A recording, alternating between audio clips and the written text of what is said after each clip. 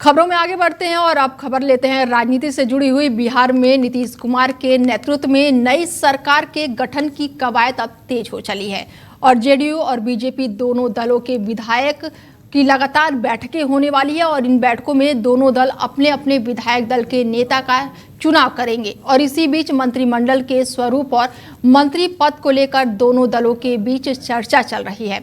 अभी तक की रिपोर्ट के मुताबिक दोनों दल बिहार सरकार में बराबर मंत्री पद लेंगे और इसी बीच सूत्रों से मिली जानकारी के अनुसार दोनों दल विधानसभा में अध्यक्ष पद चाहते हैं और इसी के मद्देनजर जेडीयू बीजेपी के शीर्ष नेता आज दिल्ली में मीटिंग करने वाले हैं।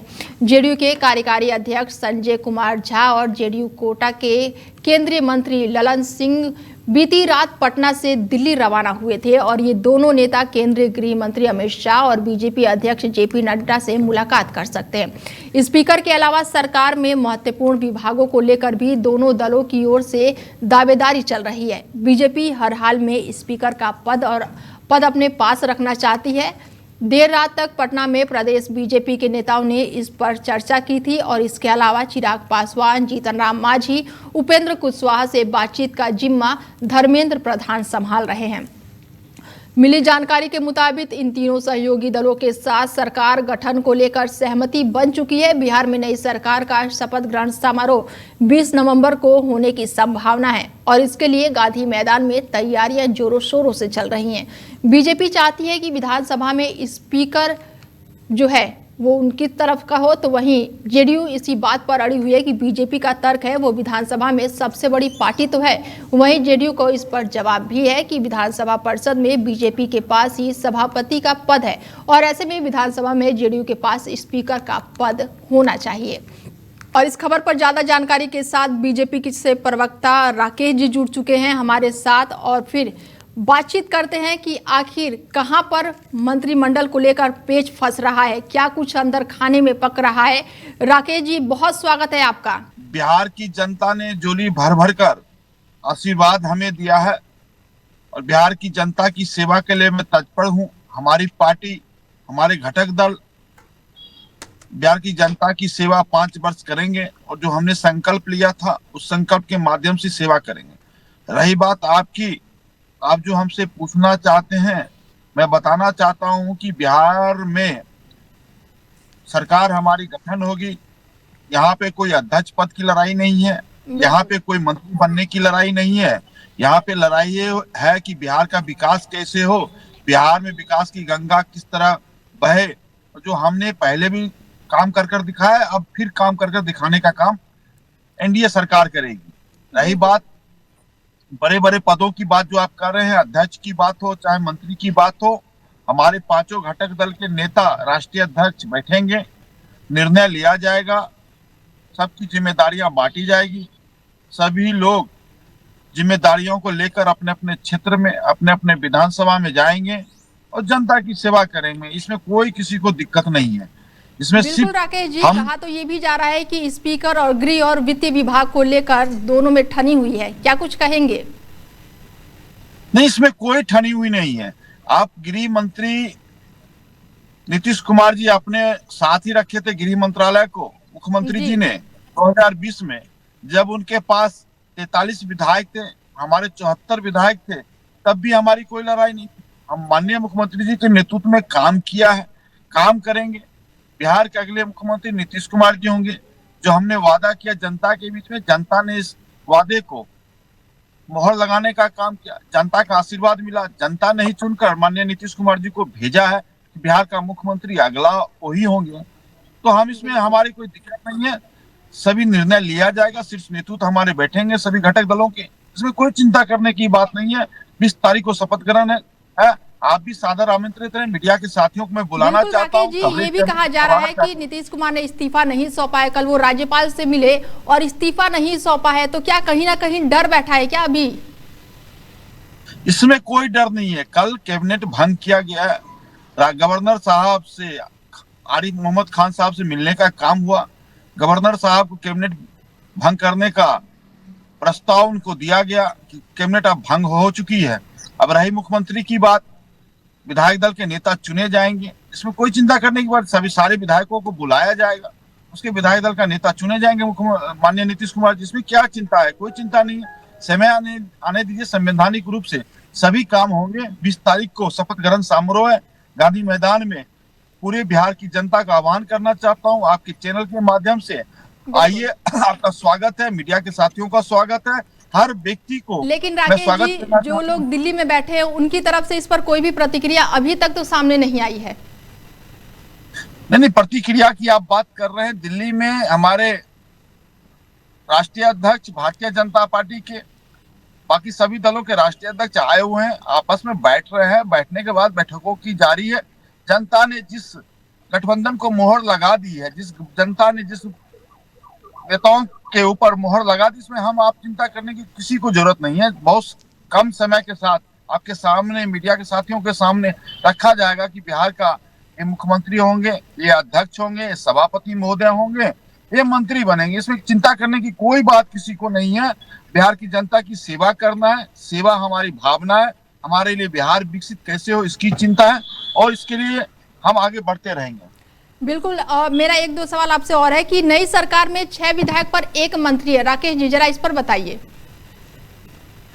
मीडिया के साथियों को पता ही है कि 6 विधायक में 1 मंत्री, इसमें किसी को क्या दिक्कत है? 15-16 विधायक जनता दल यूनाइटेड के बनेंगे, 15-16 हमारे बनेंगे, 3 चिराग पासवान जी की पार्टी के बनेंगे, बाकी हम के एक, उपेंद्र कुशवाहा जी की पार्टी के एक। इसमें चिंता के 35-36 विधायकों का, मंत्री को का गठन संगठन होता है, मंत्रिमंडल का सदस्य होते हैं।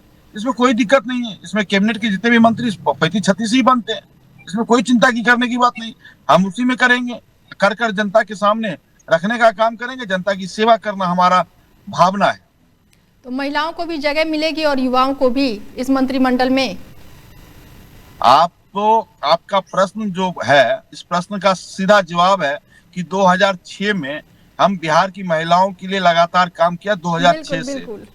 और वोटिंग में भी महिलाओं ने बहुत ही बढ़ चढ़कर हिस्सा लिया था। तो सीधा सवाल मेरा ये है कि क्या मंत्रिमंडल में महिलाओं को जगह मिलेंगी या नहीं मिलेगी? बस। नहीं, मैं स्पष्ट रूप से कहना चाहता हूं कि हम सरकारी नौकरी में 35% आरक्षण दे सकते हैं।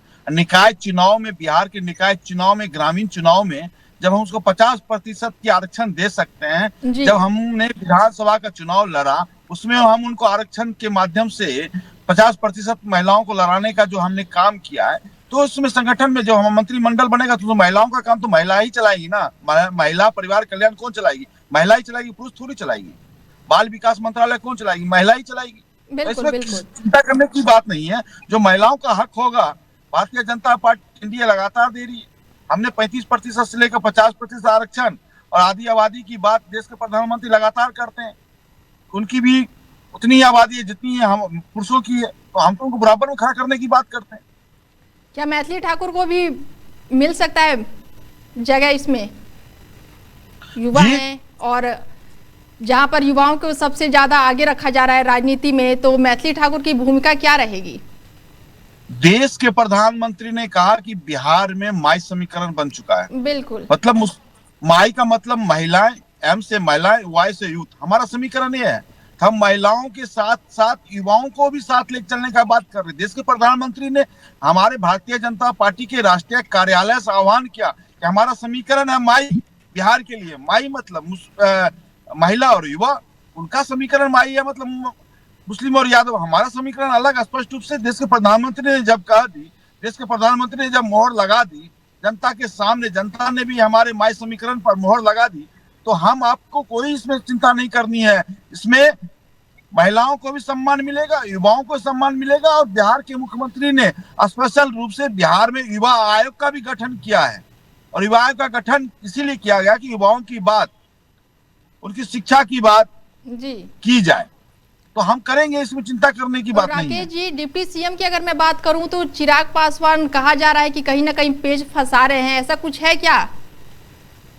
नहीं, हमने स्पष्ट रूप से कहा कि कोई ऐसा नहीं मुद्दा है कि हमारे यहाँ मंत्री कौन बन रहा है, डिप्टी सीएम कौन बन रहा है।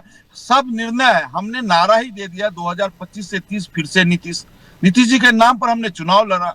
बिहार के मुख्यमंत्री नीतीश कुमार जी होंगे। देश के प्रधानमंत्री जी ने भी कहा, कितनी बार कहा, और देश के प्रधानमंत्री ने हाथ पकड़ लिया माननीय मुख्यमंत्री जी का, गमछा भी हिलाए, हाथ पकड़ के बहुत सारी रैलियां भी कही।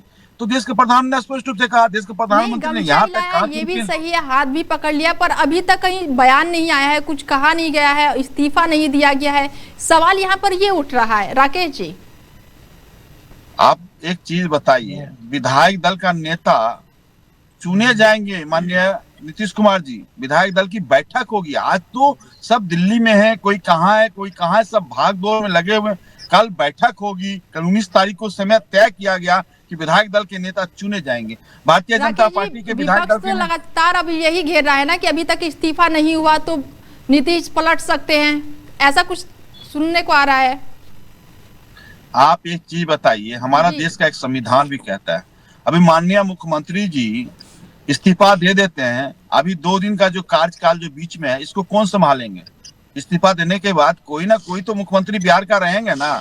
बिल्कुल, इसमें चिंता क्यों कर रहे हैं? हमने स्पष्ट कहा एक संविधान है, संविधान के अनुरूप कैबिनेट की भंग किया गया। कैबिनेट का भंग करने के बाद माननीय गवर्नर साहब से मिलने का काम किया। अब रही विधायकों को बुलाया जाएगा, कल विधायक दल की बैठक होगी, उसमें माननीय मुख्यमंत्री जी चुने जाएंगे। चिराग पासवान जी ने अपने विधायक दल के अपनी पार्टी का चुन लिए हैं, भाजपा ने भी चुनने का काम किया, हमने भी चुन लिया, उपेंद्र कुशवाहा जी ने भी चुन लिया, सभी लोगों ने अपने अपने पार्टी के विधायक दल चुन लिए। अब सभी विधायक दल के नेता एक साथ बैठेंगे, सदन के नेता चुने जाएंगे, सदन के नेता मुख्यमंत्री नीतीश कुमार जी होंगे। मोहर तो लगी हुई, इसमें क्या सोचने वाली बात है? चलिए, जुड़ने के लिए बहुत बहुत धन्यवाद राकेश जी। हमसे बता दें कि लगातार बिहार में नई सरकार को लेकर कवायतें तेज हो गई है और ऐसे में कहीं ना कहीं स्पीकर, गृह और वित्तीय विभाग को लेकर जेडीयू और बीजेपी में खींचतान भी देखने को मिल रही है। हालांकि शपथ ग्रहण समारोह में सीएम के साथ 20 मंत्री शपथ ले सकते हैं, सूत्रों से मिली ये जानकारी है। और इसके साथ ही बिहार में नई सरकार के गठन को लेकर लगातार कवायद तेज हो गई है और माना जा रहा है कि राज्य के मुख्यमंत्री नीतीश कुमार आज राज्यपाल को अपना इस्तीफा सौंप सकते हैं और इसके बाद से 20 नवंबर को नीतीश कुमार 10वीं बार बिहार के सीएम पद की शपथ ले सकते हैं। पटना के गांधी मैदान में शपथ ग्रहण की तैयारियां पूरी जोरों शोरों से चल रही हैं और ऐसे में कहा यह भी जा रहा है कि प्रधानमंत्री नरेंद्र मोदी भी इस समारोह में शामिल हो सकते हैं।